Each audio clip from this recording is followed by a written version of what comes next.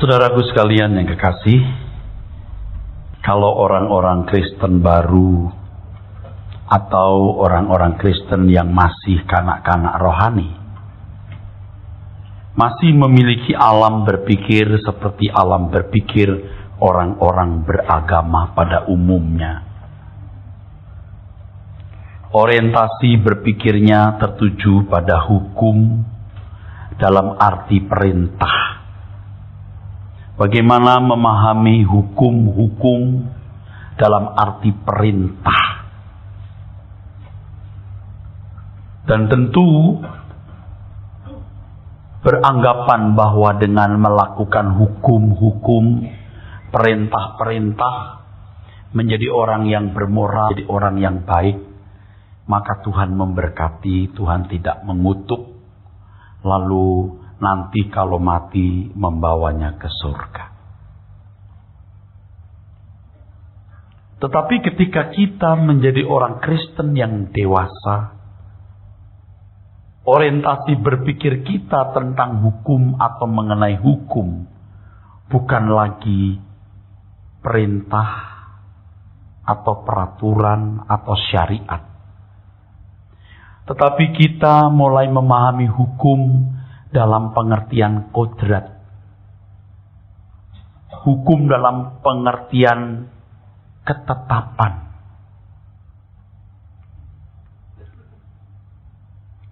Bukan lagi hukum dalam arti perintah, tapi hukum dalam arti ketetapan. Kodrat. Seperti hukum gravitasi, hukum Archimedes. Saudaraku sekalian, ini bukan berarti lalu hukum dalam arti perintah atau peraturan kita abaikan. Tetapi seyogianya sudah kita lewati.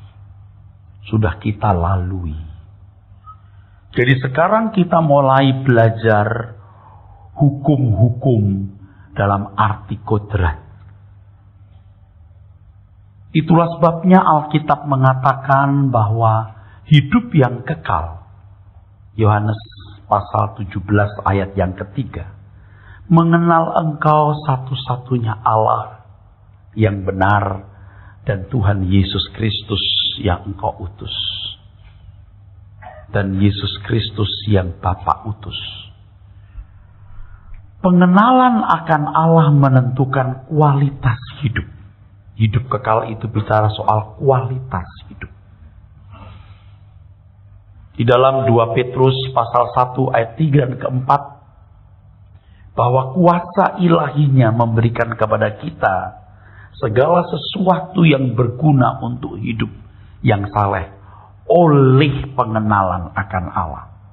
Nah, hukum-hukum atau kodrat-kodrat yang harus dipahami manusia kalau ingin berkualitas adalah di dalam diri Allah. Di dalam diri Tuhan, saudaraku. Jadi mengenal Tuhan berarti mengenal hakikatnya. Mengenal hakikatnya berarti mengenal hukum kehidupan, saudaraku. Maka kita akan dibuat tercengang terhadap keagungan Allah. Kemuliaan pribadinya. Sehingga kita menjadi anak-anak Tuhan yang dibimbing. Bukan hanya mengerti hukum-hukum dalam arti peraturan-peraturan. Atau syariat atau perintah-perintah. Tetapi memahami hukum di sini adalah memahami hakikat Allah. Hakikat Allah itu kita terima, kita tangkap melalui pengenalan akan Dia. Dengan memahami pengenalan akan Allah, kita menangkap hakikatnya, kita mengerti hukum-hukum kehidupan. Disitulah kita baru sampai pada level mengerti kehendak Allah. Apa yang baik, yang berkenan, dan yang sempurna. Sehingga melakukan kehendak Allah bukan hanya melakukan hukum-hukumnya. Nah saudara, yang dipahami orang-orang beragama pada umumnya. Melakukan kehendak Allah itu adalah melakukan perintah-perintahnya. Dan banyak orang Kristen yang belum dewasa rohani, yang belum memahami kebenaran, pengertiannya juga begitu. Melakukan kehendak Allah berarti melakukan perintah-perintahnya. Melakukan hukumnya atau perintahnya yang tertulis. Kalau di agama lain malah plus dipahalai. Kalau berbuat begini dipahalai. Kalau menghadapi kesulitan tidak bersungut-sungut dipahalai. Jauh sekali dengan pengertian kekristenan, saudara. Jauh. Nah, melakukan kehendak Allah bagi kita adalah melakukan apa yang menjadi selera Tuhan. Apa yang diingininya.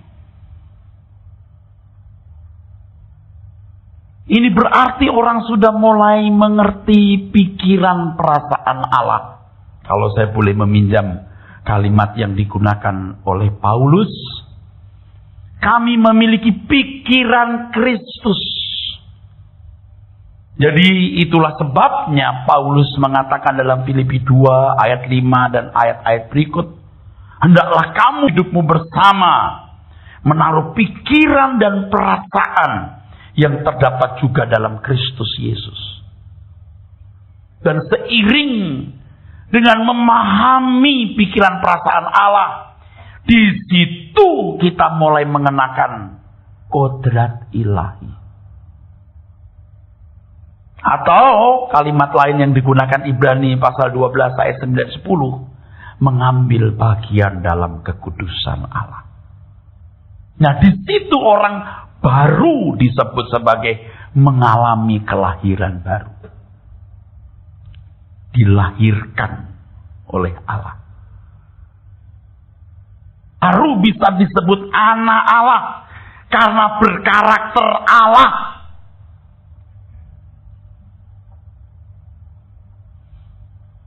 Jadi kalau hanya melakukan hukum-hukum, itu belum standar anak Allah. Karena orang yang melakukan hukum-hukum belum tentu memiliki pola berpikir, cara berpikir seperti bapaknya. Apa sulitnya? Orang luar yang tinggal serumah dengan kita melakukan apa yang diperintahkan oleh tuan rumah, oleh majikan. Apa sulitnya? Tetapi kalau anak dari tuan rumah itu, lihat tidak boleh hanya memahami perintah-perintah yang terdengar di telinga. Dia harus mengerti isi hati orang tua atau tuan rumahnya. Sehingga apa yang tidak terucap oleh orang tua pun bisa kebaca oleh anak. Dan ada naluri yang dimiliki oleh anak. Sama seperti naluri yang dimiliki oleh ayahnya atau bapak. Nah, kekristenan itu harus sampai level ini, saudaraku sekalian. Dan itulah yang disebut hukum-hukum kehidupan. Hukum-hukum kehidupan itu berangkat, berhulu dari diri Allah sendiri. Berangkat dari hakikat Allah. Maka orang harus mengenal Allah. Di dalam Injil Matius pasal 11 yang mulia Tuhan kita Yesus Kristus berkata, tidak seorang pun mengenal Allah selain anak. Betul? Tidak seorang pun mengenal Bapa, Allah Bapa selain anak Tuhan Yesus. Dan orang-orang yang kepadanya anak itu berkenan menyatakan. Tetapi siapa orang-orang yang diperkenan mendengar rahasia-rahasia Bapa? Alkitab katakan orang-orang kecil. Nepios. Orang-orang sederhana. Lalu kalimat berikutnya di Matius pasal 11 itu dari ayat 25, aku bersyukur padamu Bapa karena kau sembunyikan ini dari orang-orang bijak dan kau nyatakan kepada orang-orang kecil, nepios. Lalu ayat berikutnya 28, datanglah kepadaku yang letih lesu dan berbeban berat. Kamu lelah karena kamu banyak keinginan. Kamu tidak mau berhenti. Aku beri kamu anapauso, sabaton, perhentian. Kalau kita datang kepada Tuhan, saudara, kita mau berurusan dengan Tuhan semesta alam yang menciptakan langit dan bumi. Tidak bisa, tidak. Ada hukumnya. Ada rule-nya. Jangan punya keinginan kecuali Tuhan. Ini bukan bluffing. Ini bukan ucapan keras. Ini standar. Standar. Nah, kalau orang-orang yang memang tidak punya niat, tidak punya karep, tidak punya hasrat untuk benar-benar meraih kehidupan yang berkualitas, ia tidak mau. Ia akan berkata, pendeta ini khotbahnya tidak menyentuh tanah, tidak down to earth, ngawang-ngawang. Gimana bisa tidak punya keinginan? Namanya juga manusia. Saudara, kita tidak boleh tidak punya keinginan. Allah tidak mengendaki kita tidak punya keinginan. Allah mengendaki kita punya hasrat, punya keinginan. Tapi keinginan yang diserahkan kepada Dia yang telah menebus kita. Sebab dalam 1 Korintus pasal 6 ayat 19-20, kamu telah dibeli. Harganya lunas, dibayar. Kamu bukan milik kamu sendiri. Itu rule-nya, itu hukumnya. Kalau saya tidak mau tunduk kepada hukum ini, ya terserah. Anda tidak pernah menjadi milik Tuhan. Jadi hasrat-hasrat kita pun juga harus dijinakkan. Harus dilokalisir. Lalu difokuskan kepada kehendak Allah. Nah, jadi masalah lagi. Apa kehendak Allah dalam hidup manusia? Kita ngurut dari Adam dan Hawa, bahkan ngurut dari kejatuhan Lucifer. Makanya saya bicara soal rule of the game.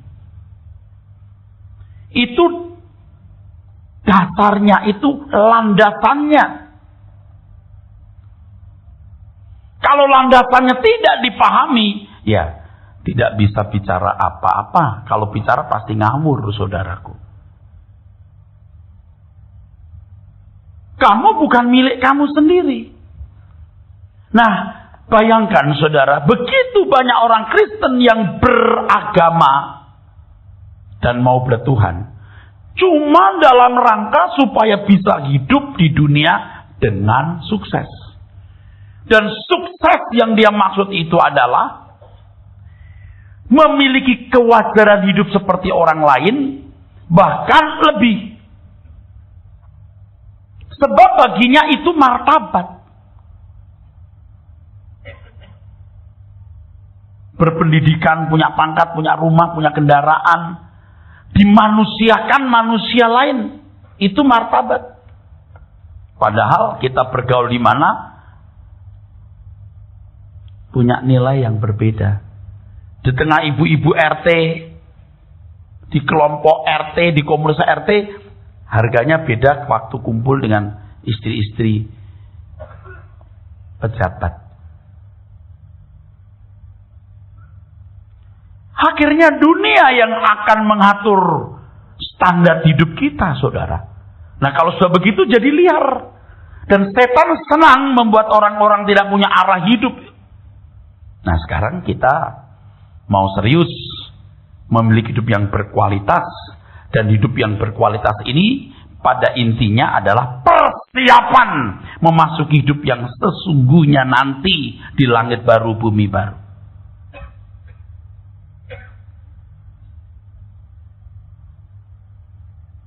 Kamu bukan milik kamu sendiri.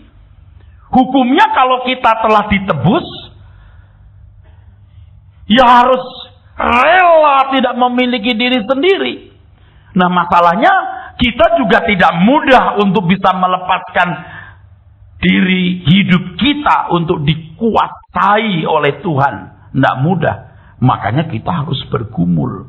Akhirnya kita menemukan bahwa musuh yang tidak kalah hebatnya selain Lucifer adalah diri sendiri.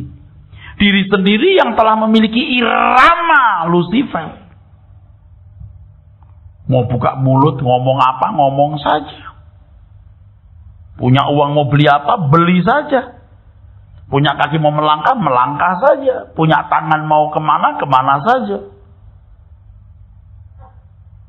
Ini kan bukan milik Tuhan namanya. Kalaupun dia diajar untuk mengerti kehendak Allah, dia juga tidak melakukan, saudaraku. Kalaupun dia punya kepekaan mengerti kehendak Allah, dia tidak bisa melakukan, atau tidak mau melakukan. Makanya ya, barang yang kudus bukan untuk anjing dan mutiara, bukan untuk babi. Dia tidak akan diperkenan mengerti kehendak Allah. Yang begini ini jangankan kehendak Allah, hukum saja bisa dilanggar.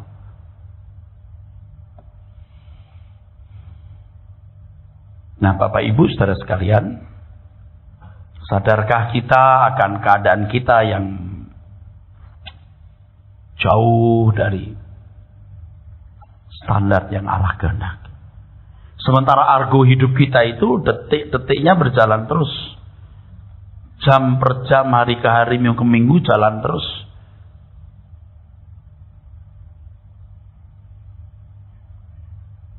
Nanti habis. Dari 100, 99, 98, 97, 96, 95, 94, 93, 92, 90, 89, 88, 87. Habis. Seperti yang saya kemukakan pada hari-hari belakangan ini, saudara. Orang berusaha untuk satu martabat dan berani menginvestasikan waktu, tenaga, uang untuk yang disebutnya sebagai martabat. Padahal akhirnya pada waktu masuk ruang ICU, ya, jam tangan, cincin, kalung, gelang, anting harus dicopot, saudara. Bahkan pakaian dalam pun nggak dipakai. Ini kalau sudah meninggal, saudara, ditelanjangi lagi. Pakai sepatu, pakai baju, pakai celana, pakai jas pun juga dipakaikan.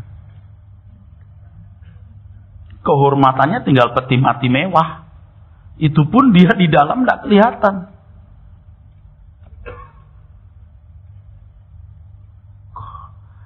Kok orang tidak mikir ya? Orang-orang muda pun juga sudah saya ajar untuk sungguh-sungguh serius memperhatikan hal ini. Apalagi orang-orang tua. Jadi Bapak Ibu jangan anggap ringan kalau saudara-saudara tidak mendengar berita firman Tuhan. Seperti ini saudara mau dengar apa lagi? Siapa yang bisa meluruskan saudara lagi? Hidup ini tidak bisa kita buat main-main, ada rule. Dan yang paling saya takutkan adalah ketika seseorang melanggar hukum, ya, baik hukum dalam arti perintah maupun hukum dalam arti kodrat, itu akibatnya tidak langsung dirasakan atau kelihatan. Tuhan seperti membiarkan gitu, saudara. Perhitungannya itu nanti belakangan hari. Wah, itu mengerikan, saudara. Nah, kecuali untuk orang-orang yang mengasihi Tuhan. Orang-orang yang serius mau berubah. Orang-orang yang serius mau diubahkan Tuhan. Nah, itu sering Tuhan tegur. Tuhan izinkan ada hal-hal yang terjadi dalam hidupnya. Ya, yang menjadi peringatan-peringatan. Di situ, ya, Firman Tuhan yang mengatakan Allah turut bekerja dalam segala sesuatu berlaku bagi orang yang mengasihi Tuhan. Kalau orang sudah tidak mengasihi Tuhan, miskin dia. Sebab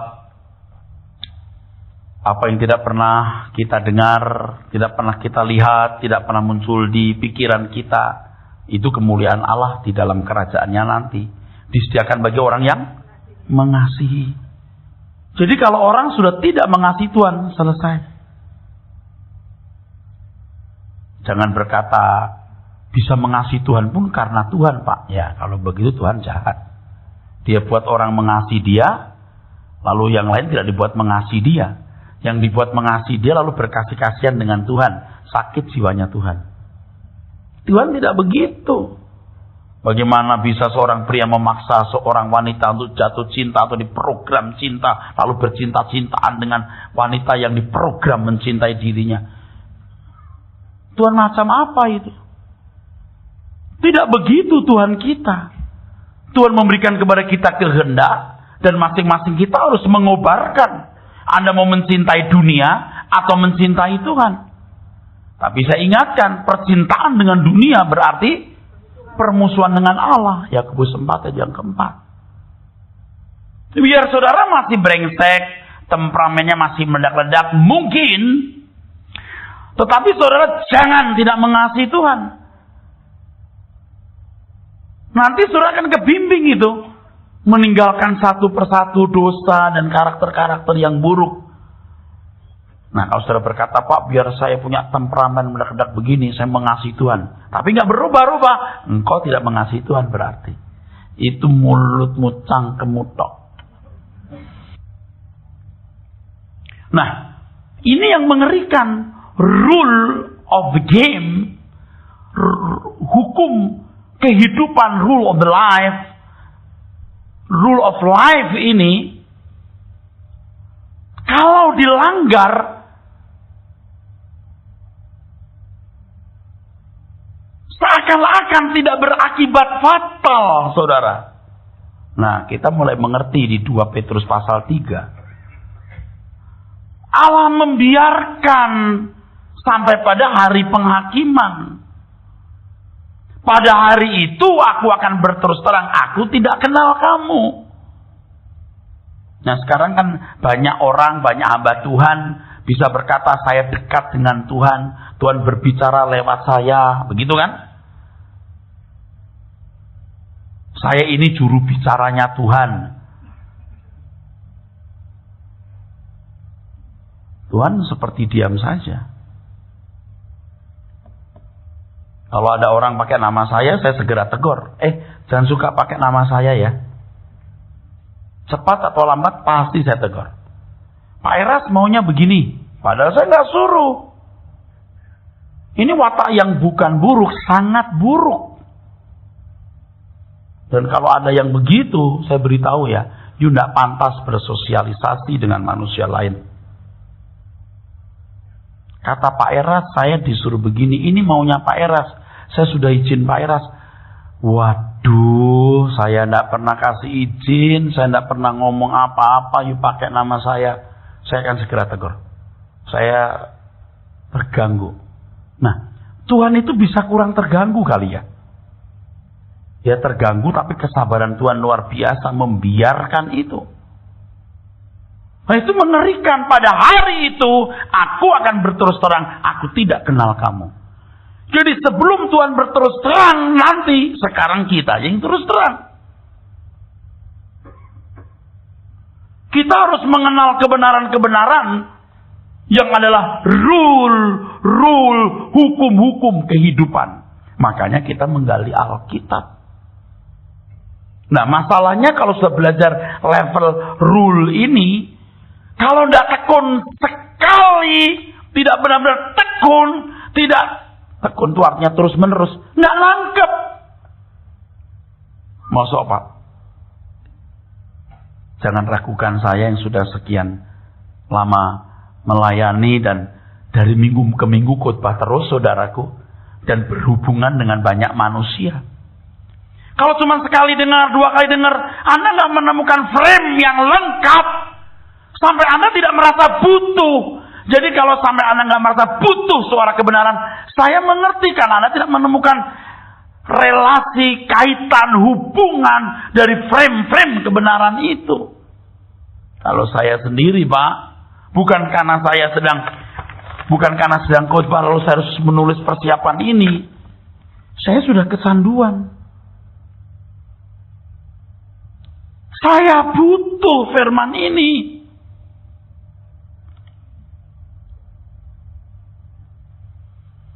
Lalu ketika saya mengenal kebenaran, saya mulai melihat, saya berubah.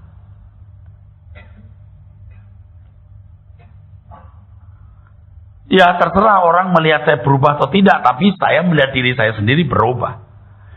Dan saya mengerti dan mengakui perubahan itu tidak drastis, jeglek begitu, tapi nyep gitu.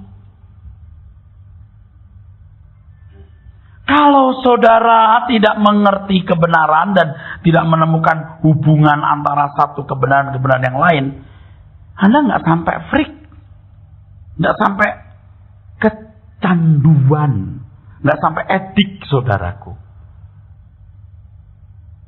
Anda tidak bisa berkata, seperti rusa rindu sungaimu, jiwaku rindu engkau.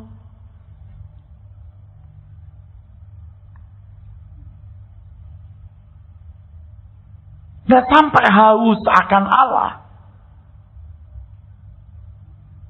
Saya sudah berapa kali bertanya kepada Bapak di surga. Ya Bapak, tolong aku mengerti bagaimana Tuhan Yesus melewati hari-harinya pada waktu Tuhan Yesus mengenakan tubuh seperti tubuhku ini. Ternyata satu hal yang paling menghalangi kita mengenakan kodrat ilahi adalah keinginan. Kalau kita masih banyak keinginan, apalagi keinginan itu yang kita anggap kebutuhan, tapi ternyata untuk citra diri. Ganti mobil, mau ganti rumah, mau apa. Yang sebenarnya itu bukan kebutuhan yang seharusnya perlu. Itu citra diri, wah itu nggak akan bisa membuat kita mengenakan kodrat ilahi. Orang itu harus bisa berkata begini, saudara. Saya cukup dengan uang yang saya miliki. Tapi kekurangan pada waktu saya mau beli sesuatu.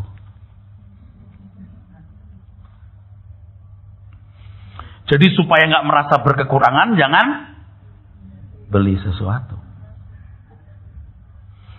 Saya cukup dengan uang yang saya miliki, kecuali pada waktu saya mau beli sesuatu. Saudara ketawa, tapi ngerti nggak ini tragis? Tapi Tuhan berkata, serigala punya liang, burung punya sarang. Anak manusia tidak punya tempat meletakkan kepalanya. Itu menunjukkan keberadaannya yang miskin. Atau kerja keras selama hidup di dunia. Ya kalau bicara begini terkesan muluk-muluk memang saudara ya. Tapi saya sudah tahu kebenaran ini. Dan saya akan terus belajar untuk melakukannya. Walaupun saya belum punya nilai bagus. Hidup kita ini rasanya saya sudah hampir kena ujung. Saya masih 20 tahun, 25 tahun. Atau mungkin ya kalau Tuhan beri umur panjang 90 tahun lah. Mau jaga kesehatan. Tapi kok rasanya saya sudah hampir di ujung itu. Dan kok tragis ya hidup ini ya. Nah kita jangan bodoh. Saudaraku, kita harus mengerti hukum-hukum kehidupan supaya kita jangan binasa, supaya hidup kita berkualitas. Nah, maka kita harus terus mendengar kebenaran-kebenaran firman Tuhan. Suara kebenaran ini akan menjadi seperti bangunan, dan itu yang akan merubah mindset kita. Dan kita bisa memiliki karakter ilahi. Hukum-hukum itu. Kalau perintah-perintah, saya bisa bayangkan itu ikan dolphin yang pinter apa. Itu biasa diajar. Begitu lagi, begitu lagi. 3 tambah 3 berapa? 6. Padahal, berapa coba pilih? Padahal dia tidak harus sungguh-sungguh milih orang. Coba kita suruh pilih. 5 kali 5 tambah 5. Coba. Tidak bisa. Berapa? Oh, 5 tambah 5 ya. Padahal dia sudah latih 5 tambah 5 itu si dolphin. Saya nggak yakin dolphin bisa ngitung. Saya nggak yakin. Nggak yakin. Ini berapa? 3 ya? Ngik. Yang dia suruh begini dilatih. Paham nggak saudara? Saya sih nggak yakin dolphin bisa ngitung. Saya nggak yakin. Nggak yakin sekali. Ini berapa? 3 ya? Kik. 3 betul. Ya udah dilatih. Suruh begini 3 kali. Tambah 3, 6. Ya jadi 6. Dasarnya bukan nggak tahu angka itu. Nah banyak orang tuh 3 tambah 3, 6. Kayak dolphin. Tapi manusia harus tahu kenapa 3. Kenapa jadi 6. Itu hukumnya. Amin. Kenapa Allah taruh pohon pengetahuan yang baik dan jahat? Kenapa dikatakan meleset? Kenapa Yesus dikatakan menang? Lalu mengapa dia berkata kamu harus menang seperti dia menang? Harus tahu. Baru kita berkualitas. Masih bersama saya? Nah masih ada yang belum menangkap maksud saya. Kalau dolphin 3 tambah 3, 6. Itu bukan karena dia bisa menghitung 1 tambah 1. Bukan, karena memang disuruh manggut-manggut 3 kali, kalau sudah 2 kali kasih ikan di mulutnya jadi 6 kali dia. 3 kali 3. Sekarang berapa lagi? 4 tambah 7 gitu. Iya, kasih ikannya 3. Kalau ikannya 3, dia manggutnya sekian kali dan lain sebagainya. Nggak mungkin dia bisa ngitung ini 1, 2, 3. Kecil kemungkinan. Seandainya bisa, hanya itu dia. Manusia beda dengan dari binatang. 3 tambah 3, 6. 6 kali 6 dia bisa 36. 36 kali 36 dia masih bisa. Akal 36 dia masih bisa. Itu manusia, bukan binatang. Nah, sekarang anak Allah dengan anak manusia. Anak manusia, maksud saya orang pada umumnya, diajari tidak boleh begini, tidak boleh begitu. Jangan begini, jangan begitu. Tapi anak Tuhan, mengapa tidak boleh begitu? Mengapa begini, mengapa begitu? Hukumnya yang diajarkan. Memang tidak semua pertanyaan bisa dijawab, saudaraku. Memang saya paham. Tapi paling tidak, ada hal-hal yang kita sebagai manusia mesti mengerti. Dari hal tersebut, saudaraku, kita akan bisa mengerti hati Allah dan rencananya yang harus digenapi. Jadi kalau selama ini orang mengatakan menggenapi rencanamu. Benar. Tapi rencana yang mana, genap yang bagaimana? Ayo saya mau tanya. Sampai bumi penuh kemuliaanmu. Bumi sini atau bumi mana? Apa maksud kemuliaan itu? Ya harus dibedah. Masih bersama saya, saudara? Kalau dulu kan sebagai contoh supaya apa yang saya paparkan ini menginspiring saudara, ya. Dulu kan waktu kita masih sekolah minggu atau menjadi orang Kristen yang belum memahami hukum-hukum kehidupan Allah, hukum-hukum kehidupan atau rule dari Tuhan. Yang kita pahami ada memetik buah yang dilarang Tuhan, lalu matanya terbuka, menyadari ketelanjangan, lalu jatuh dalam dosa. Jatuh. Udah. Lalu Tuhan Yesus datang ke dunia, mati di kayu salib, menyelamatkan kita. supaya tidak masuk neraka. Lalu ya udah gitu aja.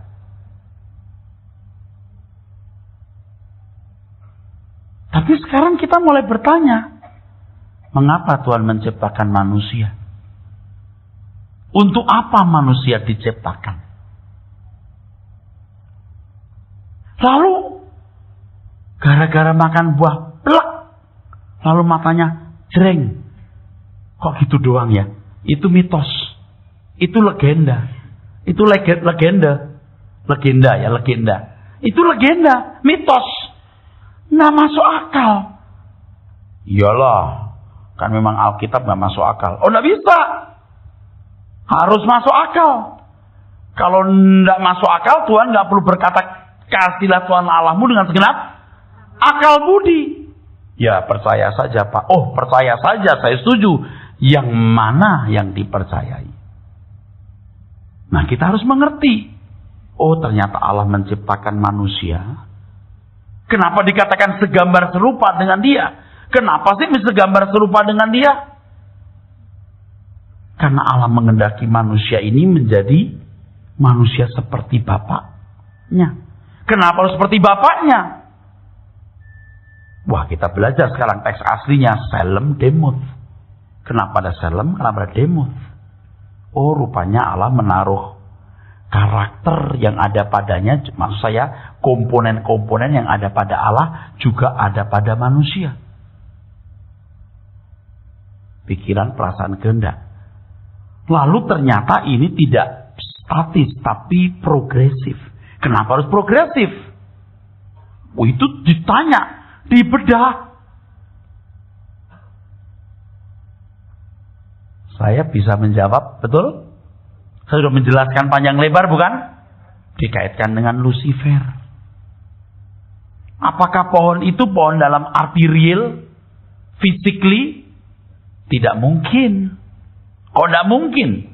Ya, kalau buah dimakan mata terbuka kan bukan bicara soal buah yang isi perut. Itu cerdas sekali Alkitab. Setelah mata terbuka, ketelanjangan jadi memalukan. Itu dikonsep. Tahu dikonsep? Nangkep saudaraku? Waktu kita kecil pakai yang ditarik sini sampai kita keangkat begitu. Ya, saya masih ingat saya pakai pakaian kodok terus ininya buat nyimpen permen. Atau duit ringgit, dulu ada ringgit itu. Sini. Tapi setelah kita gede sedikit, kita nggak mau. Kita nggak kecil. Waktu SMP pakai celana pendek. Tahu? Begitu SMA celana panjang. Lalu sampai akhirnya kita pakai celana pendek malu kalau di luar. Tapi sekarang udah zamannya pakai celana pendek udah nggak malu. Dulu ingat ya? Udah dewasa kita keluar rumah nggak pakai celana pendek, celana panjang, malu celana pendek. Pengertiannya yang dirubah. Kenapa lihat telanjang kok merasa aib? Saudara tahu nggak waktu anak kecil mandi bareng? Hihihi, gitu kan ya? Laki perempuan campur, hihi beda gitu. Ngerti nggak saudara? Tapi itu nggak masalah. Here, coba umur 13 masih begitu? Enggak. Pengertiannya yang dirubah. Kita harus smart. Berarti buah itu tidak mungkin buah fisik. Lalu gimana? Saya sudah menjelaskan ini dari berkali-kali pertemuan. Dan kalau sudah mengerti, sudah akan takjub. Wah, hebat bener nih. Ada pohon kehidupan, ada pohon pengetahuan yang baik dan jahat. Kenapa setelah petik pohon pengetahuan yang baik dan jahat, tidak boleh makan pohon kehidupan? Ketika Tuhan mengatakan pada hari kau makan buah ini kamu akan mati. Wah, ini kalau mati terpisah dari Allah, itu mengerikan. Tapi kalau mati fisik, itu masih kesempatan untuk bangkit. Loh, kok begitu? Ada rule-nya. Tidak boleh makan buah itu. Kenapa? Ya, saya tidak bisa mengulangi satu pertanyaan ini dijawab satu kali khutbah, Pak. Ternyata buah itu hakikat Allah. Kalau orang mengenal hakikat Allah, bagi orang yang dibaharui, mengenal hakikat Allah untuk dilakukan. Bagi Lucifer, mengenal hakikat Allah untuk dimanipulasi. Kalau memberontak begini, Allah nggak bisa bunuh saya. Nggak ada korpus deliktinya. Fakta yang membuktikan Lucifer bersalah. Harus ada manusia yang bisa menunjukkan iblis bersalah. Jadi korpus delikti. Jadi sengaja saya juga singgung ini walaupun summary ini summary-nya summary. Ringkasannya ringkasan. Ini cuma untuk memberi contoh bahwa manusia hidup dalam rule. Nah, setelah Yesus datang, taat. Kenapa harus taat? Dia harus melakukan semua kehendak Allah supaya menjadi korpus delikti, membuktikan iblis salah. Mestinya begini nih makhluk ini, ciptaan. Kamu diciptakan tidak begini, salah. Tuhan Yesus menang. Jangan hore dulu. Yang ikut Tuhan Yesus harus menang seperti dia menang. Makanya kita harus mengenal hakikat Allah seperti Tuhan Yesus mengenal Bapaknya. Maka dia menyatakan siapa Bapak kepada kita. Supaya kita mengenal hakikat Bapak tersebut dan melakukan kehendaknya. Sehingga kita juga menjadi pemenang-pemenang. Dan orang-orang seperti inilah orang-orang yang digolongkan sebagai anggota keluarga kerajaan. Royal priesthood. Kita jadi bangsawan. Ini kerja keras. Saudara akan sangat menyesal kalau mengabaikan kesempatan yang begitu berharga ini. Jadi anggota keluarga kerajaan ngomong kosong. Ya sudah, enggak apa-apa. Saya cuma mengajak orang-orang yang mau saja. Makanya harus punya frame-frame yang lengkap mengenal hakikat Allah. Anak-anak Allah itu like father, like son. Ya Bapak Ibu, kita ini nggak lama, tolong. Kesempatan yang Tuhan berikan ini, jangan disia-siakan saudaraku. 1 hari, 2 hari, sebulan, 2 bulan, setahun, 2 tahun, ini sudah tahun 2000 sekian. Satu persatu kita akan gugur. Nggak lama lagi, denger nggak? Bapak itu sekarang udah nggak bisa ke gereja lagi karena stroke. Nanti gitu. Yang satu lagi, iya dia sekarang udah nggak bisa kemana-mana karena harus di rumah. Dokter bilang dia nggak boleh keluar rumah. Terus satu persatu, tunggu, ini mas sehat, tunggu satu persatu, tunggu dah. Selain satu persatu, anaknya dia menikah gitu ya. Wah, rame-rame kita, pokoknya kumpul-kumpul terus. Kalau anak satu persatu dari keluarga ini menikah, kita kumpul ya. Tapi nanti juga kumpul lagi di rumah duka ya. Pak, Bu, kita ada di sini, kita bisa mendengar kebenaran. Betapa luar biasa. Jadi saudara jangan tidak tekun. Kalau Anda bertumbuh dalam kebenaran itu, ketulusan Anda berdoa, ketulusan Anda nyanyi, ketulusan Anda menolong orang, ketulusan Anda menasehati sesama, ketulusan saudara untuk menyelamatkan jiwa-jiwa, itu mengalir saudaraku. Kita nggak suruh diri kita untuk berbuat baik. Kebaikan harus jadi karakter yang melekat inherent dengan diri kita. Nanti kalau lagi ada ngomong-ngomong, debat-debat, nggak mau kalah, saya suka memperhatikan, ini orang kok masih begini ya. Ya udah gitu. Ngalah ngapain sih? Saya masih perhatiin kok. Kalau karakter ilahi itu muncul, ya saudara. Tahu nggak perlu ngomong, ya udah diem aja. Kita bener, ya udah diem, nggak usah dilawan. Itu dengan sendirinya. Karakter ilahi itu luar biasa, saudaraku. Dan terus terang kalau saya mau jujur ngomong, saya mau tanya begini sama Tuhan. Sebelum saya mati aku sampai nggak nilai 9? Kalau boleh Tuhan percepat. Tapi saya tahu nggak bisa. Itu lewat proses. Proses.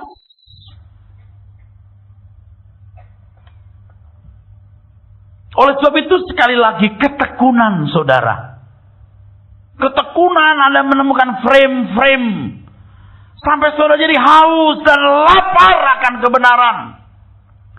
Saudara tidak akan mau kehilangan kesempatan. Keselamatan dalam Yesus Kristus adalah usaha Tuhan mengembalikan manusia ke rancangan semula atau tujuan awal. Kalau orang-orang dekat saya tahu bagaimana saya berjuang untuk pekerjaannya, mungkin dia nggak bisa baca saya. Kenapa orang senekat ini?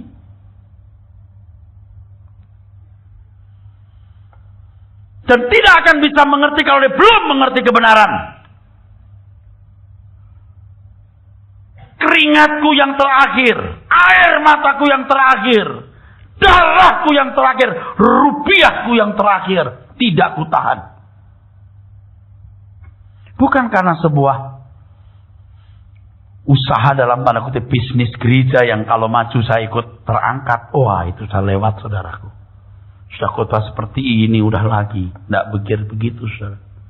Aku mau belajar seperti Paulus katakan.